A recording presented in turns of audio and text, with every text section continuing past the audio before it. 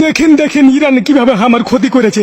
এখানে আমার একটা বকরি বান্ধা ছিল, এখানে আমার একটা গরু বান্ধা ছিল, সবকিছু ভেঙে চুরে একবারে ফেলে দিয়েছে। আর গোয়েল ঘরখানটা হয়নি খুব। সালার বাটা সালা নেতানিয়াহু, তোকে মানা করলো যে ইরানের সাথে লাগতে চাইস না, তুই হুদাই তুই ওর ঘরে বম ফেলে দিলে দে, তোর হারকে ঘর বাড়ি খানি এই অবস্থা করে দিলে, সবখানি বিল্ডিং কে তুলাধুলা করে দেয় ইরান। হারে নেতানিয়াহু সালার বাটা সালা, তোর মাথায় কি গাঞ্জা খেয়া থাকে যে তুই এরকম একটা আকাম করতে গেলি যে হারে দেশটাকে উড়ালি রে সালা।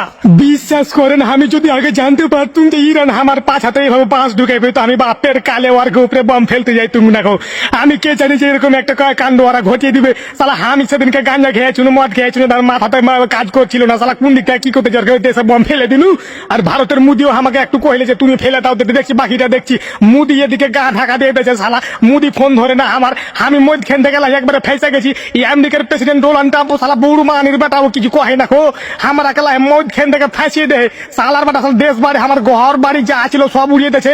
আমার গোহিল ঘরে 4টা গরু ছিল, 5টা বকরি ছিল, 3টা মুরগি ছিল, সব উড়িয়ে গেছে। কিচ্ছু নাই, আমি লাস্টে জীবন নিয়ে বাঁচালে কেটকুটকে টাপিয়ে বেড়াচ্ছি। তো আজকে একটু বাড়াইছি তো দেখছি আমার দেশের অবস্থা তো একবারে কাহিল করে ছেড়ে দিয়েছি। আমি কি করব, আমি যে ফেসে গেছি, আমাকে এখন কেউ বাঁচাও।